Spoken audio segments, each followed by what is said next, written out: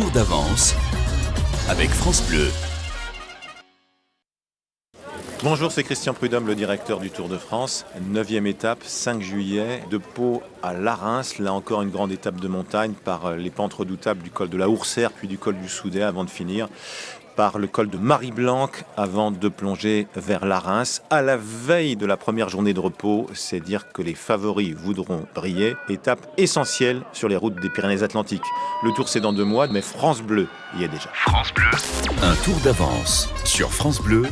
Fanny Lechevestrier. 153 km que nous allons vivre en compagnie de l'écrivain Christian Laborde sur un territoire qu'il connaît par cœur. Les Pyrénées, il faut les voir comme un toboggan.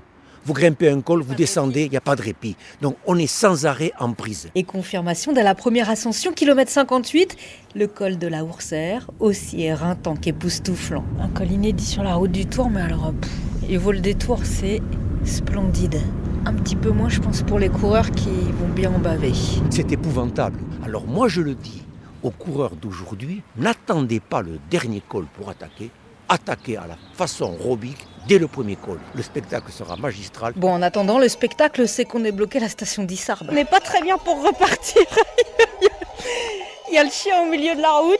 Moutons, brebis, tout le monde s'est mis au milieu de la route du Tour de France. Là, il n'y a plus aucun cycliste qui peut passer, et nous encore moins en voiture. Jean-Noël est le berger à la tête du troupeau, pas mécontent que l'hélico du Tour ne soit pas au-dessus de nous aujourd'hui. Ah, ça risque un peu les effrayer quand même.